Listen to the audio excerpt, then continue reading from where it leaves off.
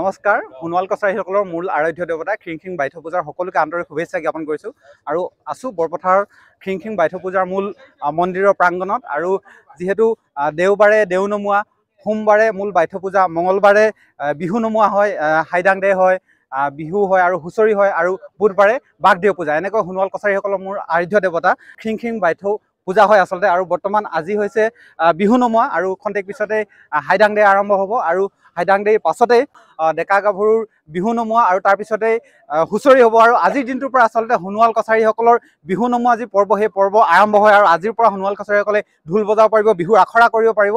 আৰু হৈছে খিংখিং বাইথ পূজাৰ মূল মন্দিৰ আৰু বৰ্তমান কৈছোঁ মই বৰ্তমান বৰপথাৰত আছোঁ আৰু মোৰ লগত এজন বিশেষ ব্যক্তি আছে। সোণোৱাল কছাৰী জাতিটোৰ সম্পৰ্কে যথেষ্ট তেখেতে দেখা মেলা কৰে, যথেষ্ট তেখেতে নৱপ্ৰজন্মক যথেষ্ট জাতিটোৰ কৃষ্টি সংস্কৃতিৰ সৈতে চিনাকি কৰি দিবলৈ চেষ্টা কৰে। এয়া হৈছে অমীয় ককাইদেউ। ককাইদেউ নমস্কাৰ জনাইছোঁ। নমস্কাৰ নমস্কাৰ। আপোনাক বাইথ পূজাৰ আন্তৰিক শুভেচ্ছা জ্ঞাপন কৰিছোঁ। তোমালৈ জনালো। হয়। আজি অকণমান যদি আপুনি দেখুৱাই দিয়ে ক'ত কেনেকে পূজাবিলাক হয়, অকণমান যদি দেখুৱাই দিয়ে। নিশ্চিতভাৱে আচলতে সোণোৱাল কছাৰী জনগোষ্ঠীটো আচলতে চহকী, মানে চহকী এটা জনগোষ্ঠী। ধনে ধানে হওক বা কৃষ্টি সংস্কৃতিৰ এক চহকী জনগোষ্ঠী। আৰু এই চহকী জনগোষ্ঠীটোৰ আজি হ'ল সোণোৱাল কছাৰীসকলৰ বিহু আৰম্ভণি, অৰ্থাৎ নতুন বছৰ আৰম্ভণি।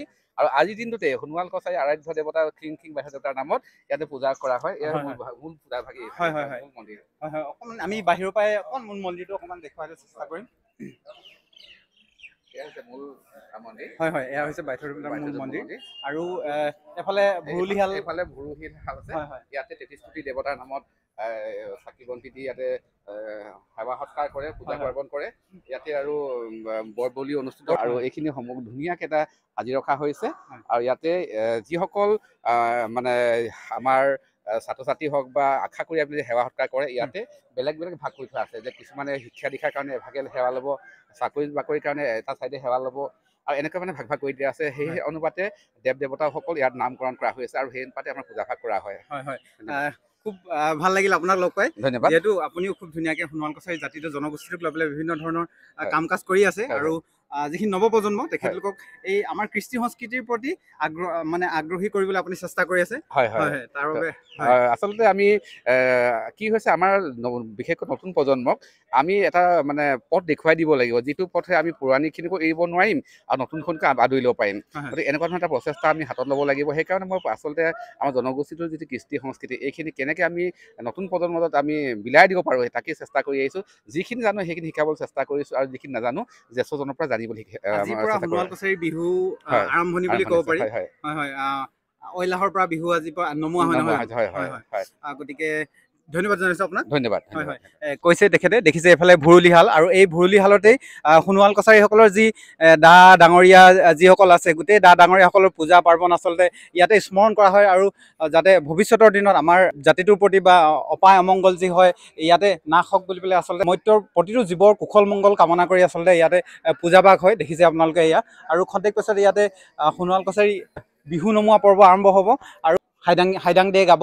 ইয়াতে হাইদাং দে গাই ৰাজাগুৰু বৰঘৰলৈকে হাইদাং দে গাই যাব আৰু তাৰ পৰা আমাৰ বিহু গাই আচলতে ইয়াতে এই প্ৰাংগণতে বিহু খন্তেক পিছতে আপোনালোকে দেখিবলৈ পাব। ইয়াতে দেখিছে বিভিন্নজনে বিভিন্ন ঠাইৰ পৰা আহি খুব ধুনীয়াকৈ ইয়াতে ৰাতি আহিয়ে তেখেতলোকে ইয়াতে সেৱা সৎকাৰ কৰি খুব ধুনীয়াকৈ বিশ্ৰাম কৰিছে। খন্তেক পিছতে ইয়াতে বিহু হ'ব আৰু ইতিমধ্যে বিহু হুঁচৰি চাবলৈ বিভিন্ন প্ৰান্তৰ পৰা আমাৰ বন্ধুসকল আহিছেই। আৰু ইয়াতে আমাৰ সামাজিক মাধ্যমৰ আপাৰ আছাম পেজৰ মহেন্দ্ৰ বন্ধু আছে। কেনেকুৱা লাগিছে বন্ধু? নমস্কাৰ। আহি কেনেকুৱা লাগিছে পৰিৱেশ? আহি খুব ভাল লাগিছে। আমাৰ উজনি অসমৰ অন্যতম জনগোষ্ঠী এটা সোণোৱাল কছাৰীসকল বুলি ক'ব লাগিব। আমাৰ শহুদৰ অতি নিচেই। গতিকে মই উজনি অসমৰ, গতিকে ভাল লাগিছে। আৰু আপোনালোকৰ এই জনগোষ্ঠীয় যিসমূহ কলা কৃষ্টি আছে সুন্দৰকৈ প্ৰদৰ্শন কৰি আহিছে আৰু অনাগত দিনবিলাকতো চাবলৈ পাম আৰু অতীততে দেখি আহিছোঁ। গতিকে এক কথাত ক'বলৈ গ'লে এই আমাৰ বৃহত্তৰ অসমীয়া জাতিত এই সোণোৱাল জনগোষ্ঠীসকলৰো সোণোৱাল এই জনগোষ্ঠীৰ পৰাও যথেষ্ট অৱদান আছে আৰু ধন্য বহুতো। আৰু আজি আপোনালোকৰ এই কলা কৃষ্টিসমূহ আমি চাবলৈ পাম। এই সোণোৱাল জনগোষ্ঠীৰ এই সোণোৱাল কছাৰীসকলৰ যি স্বকীয় বৈশিষ্ট্য আছে এইসমূহ আমি চাবলৈ পাম। আৰু আপোনালোকে যিহেতুকে দেখাই থাকে আৰু আপোনালোকৰ লগত আমি ভিডিঅ' আদান প্ৰদান কৰি থাকোঁ, গতিকে ছ'চিয়েল ক্ৰিয়েটৰ, গতিকে খুবেই ভাল। আৰু আমি একেই সমূহীয়া অসমীয়া জাতি, আমাৰ শহুদৰ জনগোষ্ঠী এইটো হৈছে সোণোৱাল জনগোষ্ঠী আৰু খুব ভাল লাগিছে।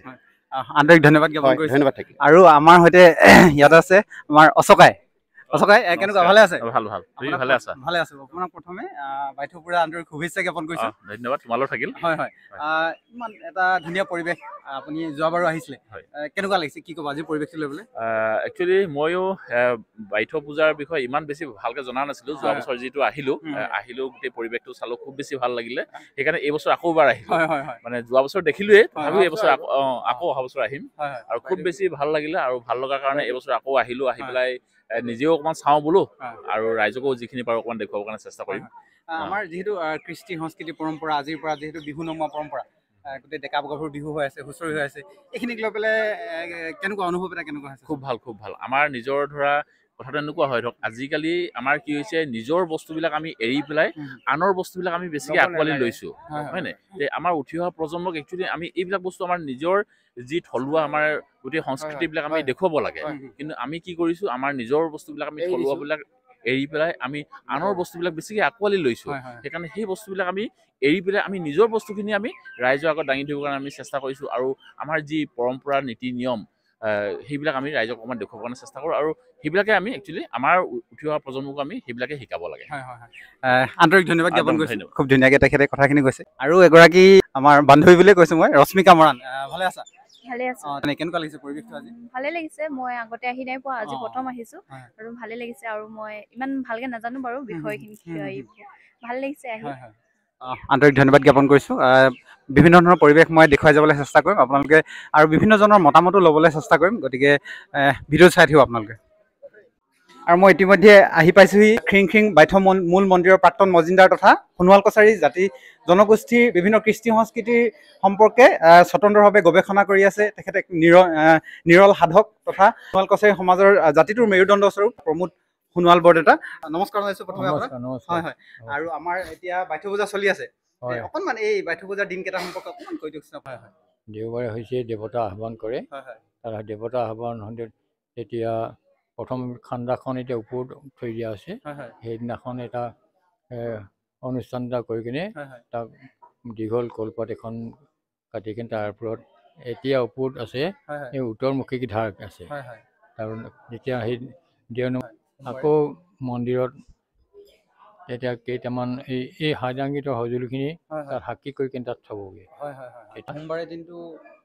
সোমবাৰে দিনটো গধূলিৰ পৰা পূজা আৰু বিহু নমোৱা আজি বিহু হাইজাংগীত বিহু লগ বিহু আৰু হুঁচৰি নমাব। আৰু এটা কথা মই আপোনাক সুধিব বিচাৰিম, আমাৰ যিটো আপোনাৰ বাগদেউ পূজাটো সম্পৰ্কে অকণমান কৈ দিয়কচোন। কালিলৈ হ'ব। হয় হয়, আচলতে বাগদেউ কি পূজা কৰা হয়, কেনেকৈ কৰা হয়? বাগদেউ গোটেইবোৰ কৃষিমূলীয়াই, হয় হয়, কৃষিৰ লগত সম্পৰ্ক আছে। এতিয়া কাইলৈৰ পৰা হেৰি খাব, ঢেকীয়া শাক আৰু পচলা খাব। কাইলৈৰ পৰা কচুৱে খোৱা নিষেধ। সেইটো কি কাৰণে মোৰ খুব ধাৰণা হয়, হয়তো কচুৱে ঢেকীয়াই মিলাই হয়তো একেলগে সিজাই খাবও পাৰে। যদি দুইটা যদি খোৱা চলি থাকে, দুইটা মিলাই কিনে খালে কিবা বিষক্ৰিয়া হয়, এনেকুৱা ধাৰণা হয়।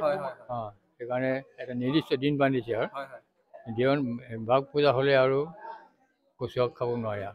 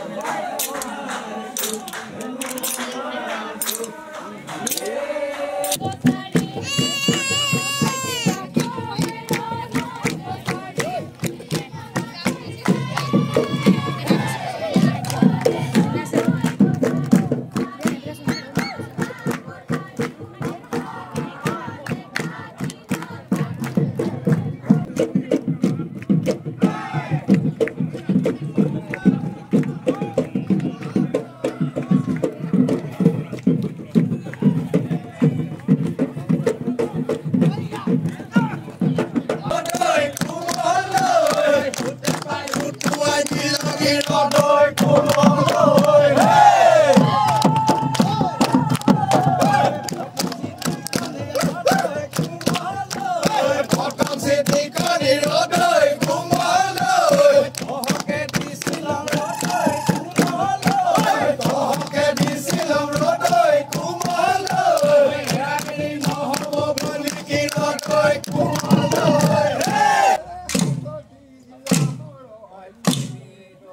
ঘৰৰ কটাৰী নপৰে